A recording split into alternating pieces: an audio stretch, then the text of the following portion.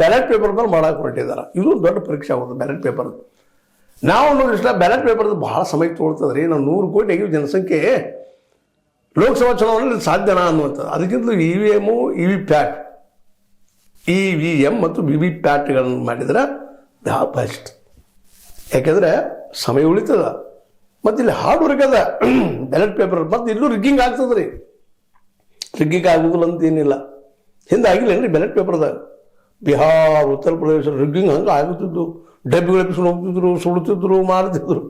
ಇಲ್ಲೂ ಅದ ಅನೇಕ ದೋಷಗಳಿಲ್ಲ ಅಂತಲ್ಲ. ಆದರೂ ಒಂದೇನೋ ಕಾಂಗ್ರೆಸ್ಗೆ ಇಲ್ಲ ಬ್ಯಾಲೆಟ್ ಪೇಪರ್ ಅದ ನಾವು ಆರಿಸಿ ಬರ್ತೀವಿ. ಮೊನ್ನೆ ಮಾಡಿದ್ದು ನೋಡಿದ್ರು ಕರಾವಳಿಯಾಗ, ಅಲ್ಲಿ ಬ್ಯಾಲೆಟ್ ಮಾಡಿದ್ರು, ಸೋತರು. ನಾವು ಸುಮ್ಮನೆ ಊಹೆ ಅಥವಾ ಮತ್ತೇನೋ ಮಾಡೋದು ಇರ್ಬೋದು, ಇಲ್ಲ ಅಂತಲ್ಲ. EVMದಲ್ಲಿ ಮೋಸ ಆಗ್ತದೆ, ಒಪ್ಪು. ನಾವು ಮಾತನ್ನು ಅನೇಕರು ಇದನ್ನು ಪ್ರೂವ್ ಮಾಡಲಿಕ್ಕೆ ಪ್ರಯತ್ನ ಮಾಡಿದ್ದಾರೆ, ಆಗಿದೆ ಅನ್ನೋದು ಒಪ್ಪುನು.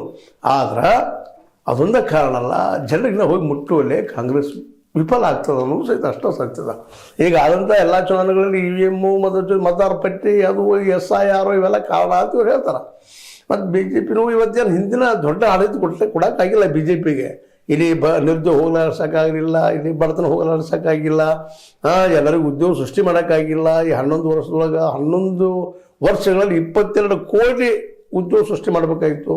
ಮೋದಿ ಅವರು ಎಷ್ಟು ಮಾಡಿದ ಅವ್ರಿಗೆ ಬಿಟ್ಟಂಥ ವಿಷಯ ಲೆಕ್ಕಪತ್ರ ಇಲ್ಲ. ಇತ್ತೀಚೆಗೆ CAG ಸಹಿತ ಆರೋಪ ಮಾಡ್ತಾ ಇದೆ, ಗದ್ದಲಗಳಾಗಿದ್ದವಪ್ಪ ಅಂತ ಅನೇಕ ಸ್ಕೀಮ್ಗಳೆಲ್ಲ ಅವ್ರಿಗೂ ಆರೋಪದ, ಇವ್ರಿಗೂ ಆರೋಪದ. ಇವೆಲ್ಲದ ಪರೀಕ್ಷೆ ಈಗ ಈ ಗ್ರಾಮ